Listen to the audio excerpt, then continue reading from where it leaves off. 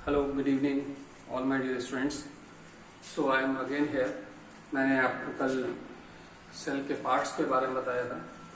आज भी बहुत एक इम्पॉर्टेंट क्लास आपके लिए लेके आया हूँ, बहुत इम्पॉर्टेंट इंफॉर्मेशंस लेके आया हूँ सब्जेक्ट से रिलेटेड। आपके जो मैंने आपको एक टॉपिक पढ़ाया था सेल के पार्ट्स, आज मैंने आपको अभी एक टेबल बना के दी है और उसकी इमेज आपको दिखाऊंगा अपने इसमें वीडियो में भी।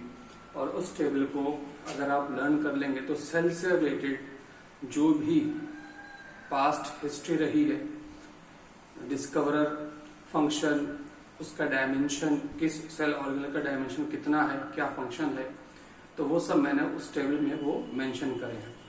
आप अगर अपने नोट्स बनाना चाहते हैं उसके लिए तो सेल बायोलॉजी में मेरा ख्याल मुझे जितने भी अच्छी चीज़ें उसमें मिली वो मैंने एक टेबल की फॉर्म में आपको दी हैं और उम्मीद करता हूँ कि आपको उससे बहुत बेनिफिट मिलेगा। तो आज का टॉपिक शुरू करने से पहले आज की मैंने कहा था ना कि आपको सोशल अवेयरनेस के बारे में बताऊंगा। आज एक दुखद समाचार आया अचानक कि आज तक चैनल के बहुत बड़े जो पत्रकार थे रोहित सरदाना साहब, वो हमारे बीच नहीं रहे। वो कोरोना से लड़ाई हार गए। कहते हैं कि एक बहुत फेमस उनका जो प्रोग्राम आता था दंगल, और वो खुद अपना दंगल हार गए। जिंदगी और मौत के बीच जूझ रहे थे काफ़ी दिनों से और बेचारे आज एक्सपायर हो गए। तो सुन के बड़ा अफसोस हुआ। और लेकिन ये शोक की लहर सभी में है और ऐसे लोग बहुत ही अच्छे निडर पत्रकारिता करते थे। मुझे पर्सनली वो बेनतिया पसंद थे वो, और मैं उनके शोज को जरूर देखता था। तो मेरे लिए ये बड़ा अफसोस वाली बात है। सडन डेथ किसी की भी हो, इंसानियत के नाते हम सबको उसके साथ में जो है शोक प्रकट करना चाहिए। तो मुझे भी बहुत अफसोस है और अल्लाह ताला से दुआ करूँगा कि उनकी फैमिली को और उनके दोस्तों को जो है उसे बर्दाश्त करने का मादा दे। और ये सब चीज़ें हो रही बहुत तेज़ी से, तो उम्मीद करता हूँ कि बहुत जल्द हम सब लोग इससे इस डिजीज़ से रिकवर कर जाएंगे। और जैसे कि मैंने आपसे कहा तो मैं मास्क आज ही पहन के आया था और मैंने मास्क उतार लिया है, ठीक है। तो आप लोग भी अपना ध्यान रखिए ज़रूर और बचे रहिए इस डिजीज़ से। Let's start today's class. Okay, देखिए यहाँ मैंने जो टेबल बनाई है और आपको उसका मैंने पूरी डिटेल भी दी है, ठीक है ना। तो उसके बारे में लिखा है सेल पार्ट्स। पहला कॉलम जो मैंने बनाया है सेल के पार्ट्स, ठीक है। दूसरा कॉलम में मैंने डिस्कवरर का नाम लिख दिया है। थर्ड कॉलम में मैंने डायमेंशन लिखा है और फोर्थ कॉलम मैंने उसके फंक्शन लिखे हैं। यानी सपोज दैट के पार्ट्स ऑफ सेल्स, ठीक है। तो सेल थ्योरी किस ईयर में प्रपोज्ड हुई थी, किसने प्रपोज की थी ये थ्योरी, और इस थ्योरी से क्या बेनिफिट्स हुए हैं। तो cell theory was proposed in 1839 by Schleiden and Schwann. ये बहुत फेमस है, शेल्डन एंड स्वान। ये मैंने लिख रखा है SCHELEIDEN एंड स्वान की स्पेलिंग SCHWALL स्वान। तो इसमें सेल थ्योरी में जाहिर सी बात है कोई डायमेंशन या फंक्शन इसका ऐसा नहीं है, एग्जैक्ट यहाँ मेंशन नहीं किया है मैंने। मैं इन सारी चीजों को डिटेल में आपको पढ़ाऊंगा। पर्टिकुलर एक बहुत इंपॉर्टेंट टॉपिक जो होंगे जो आपके कॉम्पिटिटिव स्टडीज के लिए ज्यादा बेनिफिशियल होंगे, खाली उनको ही मैं आपको इसमें डिटेल में पढ़ाऊंगा, ठीक है। तो इसी तरीके से सेल थ्योरी 1839 में दी थी, शेल्डन स्वान ने दी थी। लिविंग सेल को सबसे पहले एंटोनी वॉन लीवेनहॉक ने स्टडी किया था। याद रखिए लिविंग सेल की बात कर रहा हूं। अगर यही चीज डेड सेल्स में आप पूछ लिया कि who discovered the dead cell, तो रॉबर्ट हुक होते।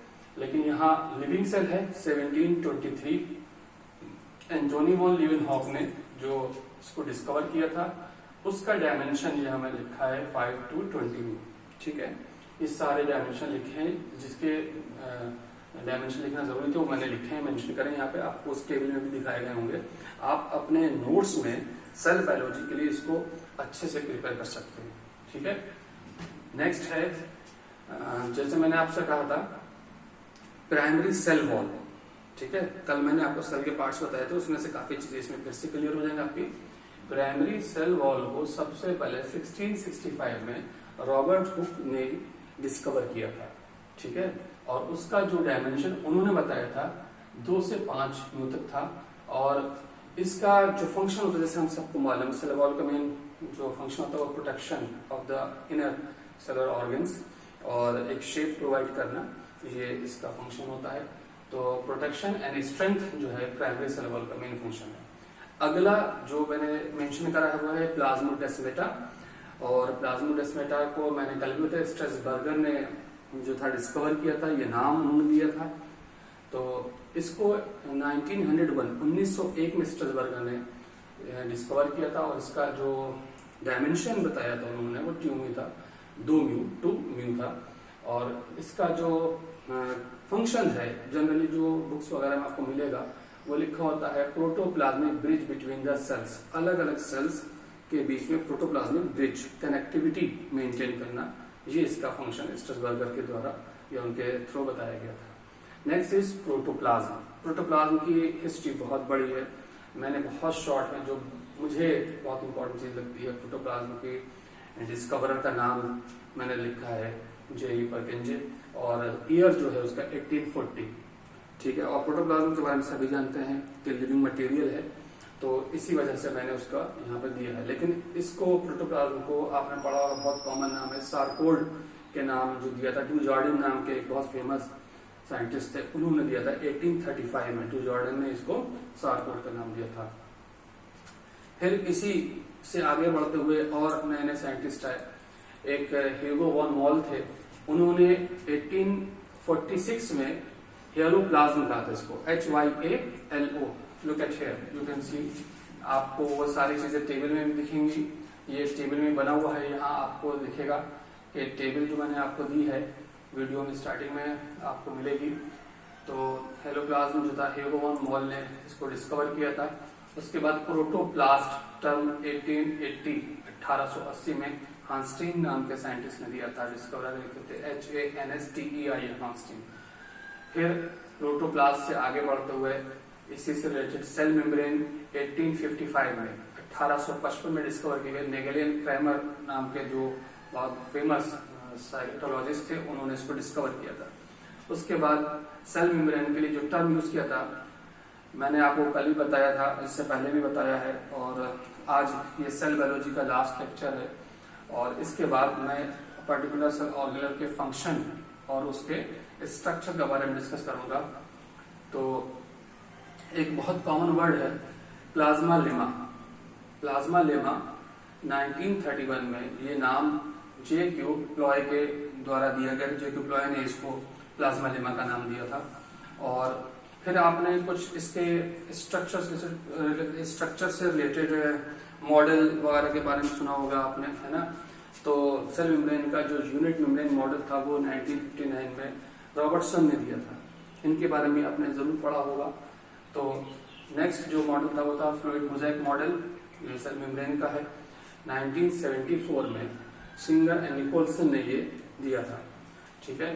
तो उसके बारे में जैसे सेल मेम्ब्रेन का जो डायमीटर या डायमेंशन था वो 75 से लेकर 215 एंगस्ट्रॉम दिया हुआ है ना। इसका जो मेन फंक्शन है that is regulation of exchange between the cytoplasm and the external solution, ये इसका मेन फंक्शन है, ठीक है। तो आगे बढ़ते हैं। यूनिट मेम्ब्रेन कॉन्सेप्ट मैंने आपको बताया था 1959 में, या तो यूनिट मेम्ब्रेन कॉन्सेप्ट कहिए या यूनिट मेम्ब्रेन मॉडल बोलिएगा, रॉबर्टसन ने दिया था। और उसके बाद फ्लूइड मोज़ेक मॉडल जो था वो 1974 में सिंगर एंड निकोलसन ने दिया था। अगला जो इसी मेम्ब्रेन से रिलेटेड बात हो रही है, क्योंकि तो मैंने मेंशन करा एंडोप्लाज्मिक रेटिकुलम, जिसे शॉर्ट में हम लोग ER कहते हैं। दो तरह की आपने पढ़ी होगी। एंडोप्लाज्मिक रेटिकुलम दो तरह की होती है, स्मूथ वॉल्ड एंडोप्लाज्मिक रेटिकुलम और रफ वॉल्ड एंडोप्लाज्मिक रेटिकुलम, ठीक है। तो बहरहाल एंडोप्लाज्मिक रेटिकुलम का यहाँ पे मैं डिटेल में नहीं पढ़ा रहा हूँ आपको, सिर्फ आपको उसका ईयर और डिस्कवरर का नाम बता रहा हूँ। तो इसका ईयर था 1945 और के.आर. पोर्टर ने इसको डिस्कवर किया था। इसकी जो डायमेंशन दी जाती है बुक्स में बहुत सी, वो 50 to 60 एंगस्ट्रॉम है। और इसका जो फंक्शन है मेन कोलेस्ट्रॉल सिंथेसिस, बहुत इंपॉर्टेंट फंक्शन है। कोलेस्ट्रॉल सिंथेसिस करती है एंडोप्लाज्मिक रेटिकुलम यानी ER। Next plastids. प्लास्टिड जितने भी कलरिंग पिगमेंट्स होते हैं वो सबको एक ग्रुप बनाकर रखेगा प्लास्टिड। 1865 में इसको हैकेल नाम के साइंटिस्ट ने HAECKEL हैकेल ने इसको डिस्कवर किया था। इसका जो डायमेंशन था वो 2 से 20 म्यू था, और जाहिर सी बात है प्लास्टिड्स का है या क्लोरोप्लास्ट उसी में इंक्लूड होता है। और क्लोरोप्लास्ट का फंक्शन जैसे कि हम सब लोग जानते हैं, है ना, फोटोसिंथेसिस है, तो वो मेंशन कर सकते हैं आप। तो क्लोरोप्लास्ट की डिस्कवरी जो थी, प्लास्टिड्स के बाद जो टर्म दिया गया इसको क्लोरोप्लास्ट दिया गया, बट जो ईयर था वो था 1885, और शिम्पर नाम के साइंटिस्ट थे, साइटोलॉजिस्ट AFW शिम्पर, उन्होंने क्लोरोप्लास्ट नाम दिया था प्लास्टिड्स के लिए। तो नेक्स्ट जो है वो है क्रोमोसोम। क्रोमोसोम भी बहुत ही इंपॉर्टेंट पार्ट है लिविंग ऑर्गेनिम्स के लिए, लिविंग ह्यूमन बींग्स के लिए, एनिमल्स के लिए, प्लांट्स के लिए। तो क्रोमोसोम जो था ये सब बहुत कॉमन चीज है, सबको मालूम होगा, नहीं मालूम है तो मैं एक बार फिर से रिपीट, स्ट्रसबर्गर एक साइंटिस्ट थे, ए स्ट्रसबर्गर, उन्होंने क्रोमोसोम को 1875 में इसको स्टडी किया था। और क्रोमोसोम टर्म जो दिया था, एक होता है डिस्कवर करना, एक होता है क्रोमोसोम टर्म किसने दिया था। तो क्रोमोसोम टर्म 1888 में 1888 में वाल्डेयर नाम के एक फेमस साइंटिस्ट थे, वाल्डेयर ने दिया था जो टर्म यूज किया था। देखिए हु डिस्कवर्ड, है ना, and who coined the term, दोनों फर्क है। डिस्कवर करा गया स्ट्रसबर्गर के जरिए से 1875 में, and who coined the term, या ये कह सकते हैं who use the term first time, किसने क्रोमोसोम टर्म यूज किया, तो वो वाल्डेयर होने सही आंसर में, ठीक है, याद रखिएगा।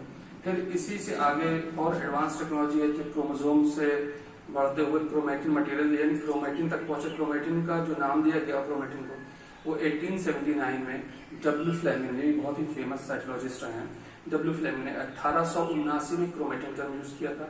नेक्स्ट मैंने लिखा है न्यूक्लियोसोम। न्यूक्लियोसोम टर्म भी बहुत यूज किया जाता है। 1975 में Audet OUDET, Audet Gross, Billard and Chambers ने करा था, और इसकी जो डायमेंशन था वो था 100 एंगस्ट्रॉम। स्पेलिंग फिर से बोल दूं शॉर्ट में, OG बिलार्ड एंड CHAMBON, चैम्बर्स लिखा होता है। तो ये पूरा नाम उनका मैंने डिटेल में दे रखा है यहाँ पे आपको, ठीक है। तो ये क्रोमोसोम के बारे में हो गया, न्यूक्लियोसोम के बारे में हो गया। सेकंड, इसी टेबल का सेकंड पार्ट यहाँ से मैंने मेंशन करा है, आपको देख सकते हैं, यहाँ तक फर्स्ट पार्ट था, ठीक है। तो ये सेकंड पार्ट है। सेकंड पार्ट मैंने स्टार्ट किया है थैलेपॉइड से, बहुत ही इंपॉर्टेंट पार्ट है सेल ऑर्गेनल्स के अंदर। थैलेपॉइड के जो डिस्कवरी की गई, किस ईयर में की गई, 1962 में।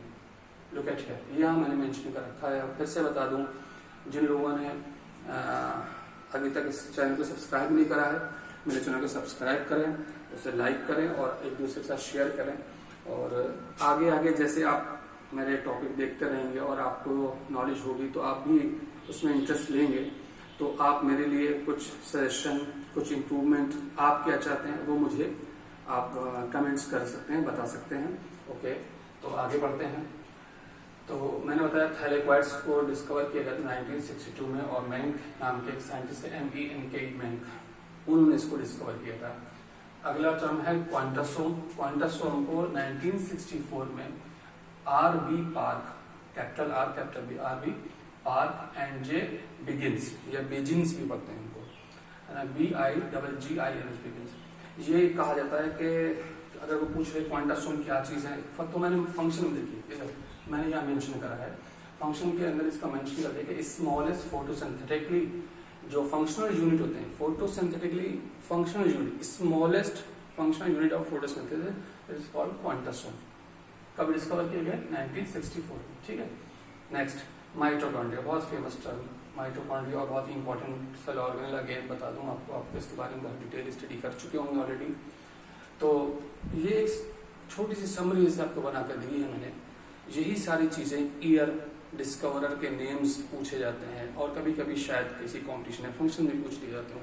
तो ये पूरे चैप्टर को पढ़ने से अच्छा खाली पहले आप इसको पढ़ लें, इसको अगर लर्न कर लेंगे, इससे सीख लेंगे, तो इंशाल्लाह उम्मीद करता हूँ कि बहुत अच्छा आपका बेस हो जाएगा, स्ट्रॉन्ग हो जाएगा। तो माइटोकॉन्ड्रिया को 1880 में कोलिकर ने डिस्कवर किया था। फिर इसके बहुत से नाम दिए गए, अलग अलग उसके टर्म्स दिए गए। तो कोलिकर ने इसका जो डायमेंशन बताया था वो 0.5 से 2.0 मीटर तक था, और नाम कोई भी दिए गए हो माइटोकॉन्ड्रिया को, कोई भी नाम से पुकारा गया हो, किसी भी साइटोलॉजिस्ट ने इसके बारे में कुछ भी कहा हो, बट फंक्शन सभी ने एक ही बताया, एरोबिक रिस्पायरेशन। क्या चीज है, माइटोकॉन्ड्रिया का मेन फंक्शन एरोबिक रेस्पिरेशन है, या जनरली एरोबिक रेस्पिरेशन में पार्टिसिपेट करता है। इसको मैंने थोड़ा बहुत जो बहुत खास जो उसके नाम दिए गए, फिला नाम दिया था 1882 में फ्लेमिंग ने, FILA इसको कहा गया था। और बायोब्लास्ट 1894 में जो नाम दिया था वो आल्टमैन नाम ने दिया था। आल्टमैन ने बायोब्लास्ट कहा था 1894 में, किसके लिए टर्म यूज किया था? माइटोकॉन्ड्रिया के लिए, जिसे हम लोग फंक्शन के बेस पर power house of the cell कहते हैं। ठीक है ना, याद आया ना power house of the cell? ठीक, ओके। तो माइटोकॉन्ड्रिया टर्म जो बेसिक जो इसका नाम से आज ये जाना जाता है कि माइटोकॉन्ड्रिया, नेम किसने दिया था? Who coined the term and who used the term first time? He was Benda, ball वाले बी से बेंडा बोलते हैं, BENDA बेंडा। 1897 में इन्होंने, बेंडा ने इसको माइटोकॉन्ड्रिया टर्म दिया था। लेकिन प्लांट्स में इसको किसने ऑब्जर्व किया था? सबसे पहले किसने देखा था माइटोकॉन्ड्रिया को? प्लांट्स के अंदर पाया जाता है। तो ये दिखा, मैंने लिखा है कि ऑब्जर्व इन प्लांट्स 1904 में F. नेव्स ने इसको ये बताया था कि ये प्लांट्स के अंदर पाया जाता है, ऑब्जर्व किया था। अगला सेल ऑर्गेनल गोल्जी बॉडीज, बहुत ही फेमस नाम है, कैमिलो गोल्जी ने इसको ऑब्जर्व किया था। इसका सही डिस्कवर का जो ड्यूरेशन दिया है वो 1898 में था। और उसको बाद में कैमिलो गोल्जी ने अपने नाम से, कैमिलो गोल्जी ने ही इस ऑपरेटस का नाम जो है ना वो गोल्जी ऑपरेटस, या कहीं कहीं लिखा होता है आपने गोल्जी कॉम्प्लेक्स, है ना, गोल्जी ऑपरेटस, गोल्जी बॉडीज, ये सारे नेम दिए गए हैं कैमिलो गोल्जी के नाम पर ही दिए गए हैं। इसका डायमेंशन जो होता है 1.3 इंटू 0.5 में secretion of enzyme main function होता है इसका। एंजाइम्स का सिक्रीशन सेल के अंदर जो है वो गोल्जी बॉडीज का फंक्शन, मेन फंक्शन है। फिर नेक्स्ट बढ़ते हैं इसकी तरफ, बहुत ही इंपॉर्टेंट पार्ट राइबोसोम्स, जो दोनों तरह के सेल्स में पाए जाते हैं, प्रोकैरियोट्स में भी होते हैं, यूकैरियोट्स में भी होते हैं।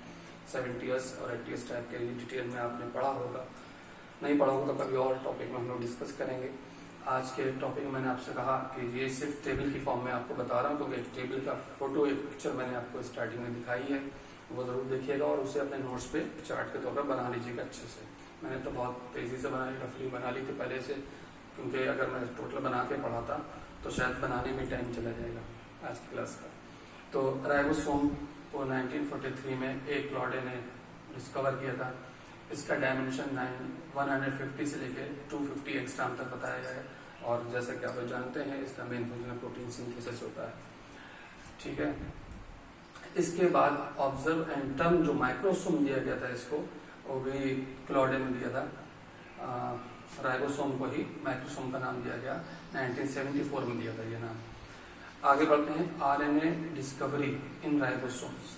RNA की डिस्कवरी राइबोसोम्स में कब और किसने करी थी? 1955 में पैलाडे, PALAD ने करी थी। तो RNA डिस्कवरी इन राइबोसोम्स, राइबोसोम्स के अंदर RNA को सबसे पहले पैलाडे ने स्टडी किया था और उन्होंने इसके बारे में बताया था।